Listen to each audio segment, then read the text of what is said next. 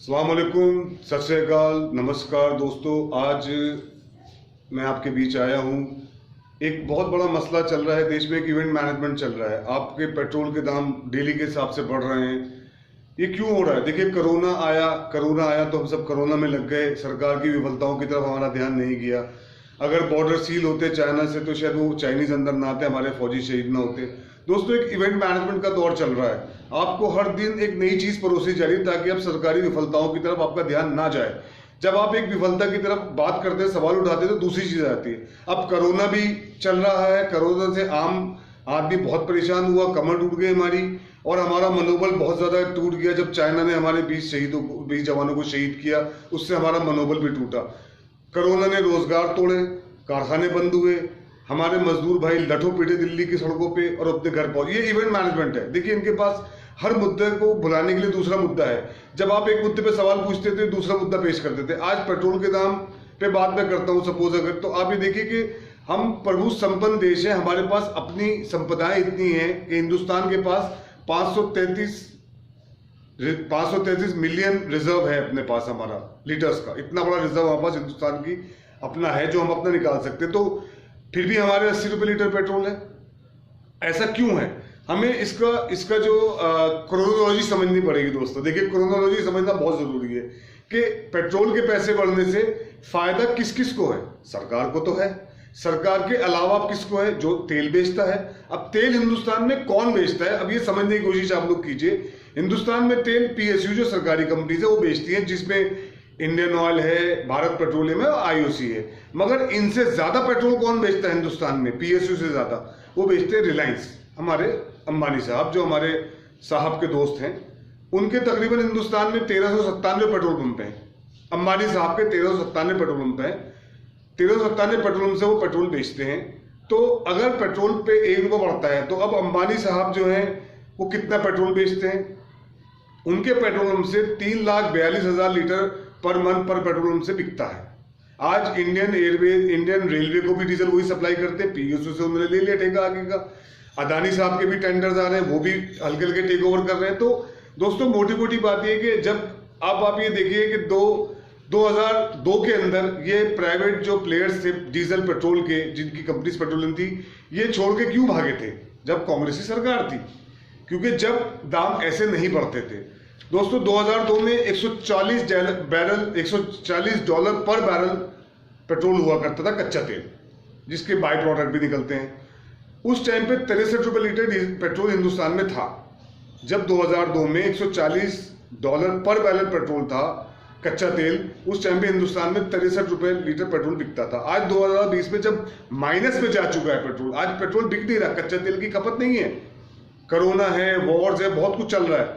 तो 3.7% माइनस में हम चले गए हैं पेट्रोल के कच्चे दाम के। मगर आज हिंदुस्तान में जो है 81 रुपए पेट्रोल बिक रहा है। तो ये कहाँ का इंसाफ है? ये पैसा जा कहाँ रहा है? फायदा इनडायरेक्टली किसको पहुंच रहा है? देखिए, आम आवाम सोचती है सवाल करने की। जब आप कोशिश करते हैं, जब आप सड़कों पे आते हैं या आप सवाल पूछते हैं, तो आपको फिर ये नया मुद्दा आ जाता है। आज पेट्रोल का मुद्दा है, कल ये नया मुद्दा कुछ और फेंक देंगे आपकी झोली में, आप उससे खेलते रहेंगे फिर एक आध हफ्ता, और तमाम जो क्रांतिकारी भाई हैं वो उस पर लड़ते रहेंगे। देखिए, मोटा मोटा ये है कि सरकार को जो फायदा होता है पेट्रोल की बेच पे, सरकार को फायदा होता है फिक्स रेट पे परसेंटेज के हिसाब से। अब अगर पेट्रोल पे 1 रुपया बढ़ता है, तो अंबानी साहब जो 574 करोड़ रुपए सीधा सीधा कमाते हैं, अब उनको कितना फायदा हो रहा है? इसका फायदा तो उन्हीं को हो रहा है। तो साहब ने, जो सूट बूट की सरकार है हमारी, उसने आपको इतना उलझा रखा है चीजों में कि आपको सच आप तक पहुंच ही नहीं पाता। क्योंकि जब आप सच की खोज करते तो दूसरा झूठ सामने आ जाता है। आप पहले कोरोना से लड़ रहे, पहले आप हिंदू मुसलमान से लड़ रहे थे, आप CNRC पे आप लड़ते रहे, पब्लिक बेवकूफ बनती रही। हालांकि उसमें हिंदू मुसलमान कुछ था ही नहीं, वो शहरियत का मसला था। तो जैसी जब देखा आवाम उस पर आ गई, हिंदू मुसलमान एक साथ खड़ा हुआ, तो फिर ये एक कोरोना की वबा आ गई, ऊपर वाले ने भेजी, जो भी है मैन मेड है, ये तो आने वाले वक्तों पर चलेगा। तो फिर हम कोरोना में लग गए।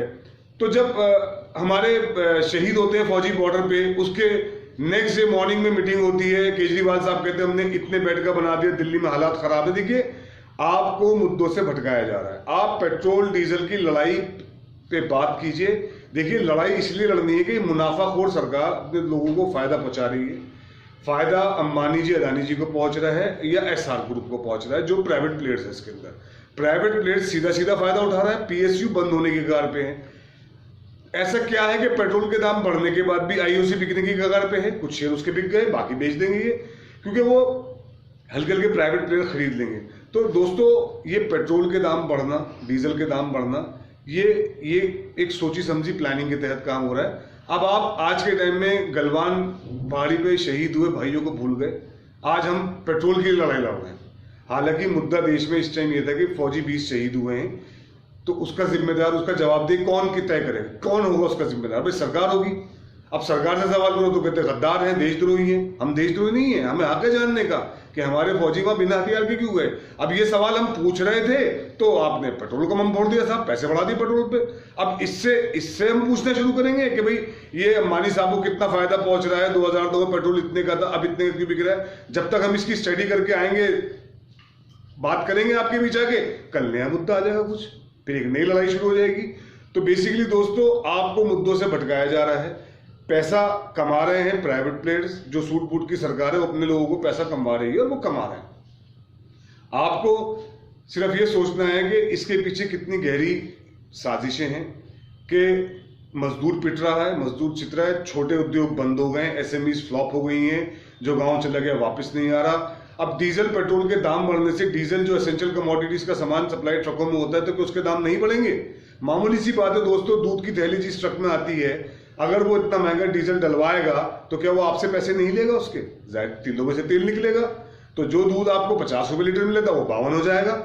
कॉस्ट हर चीज की बढ़ रही है।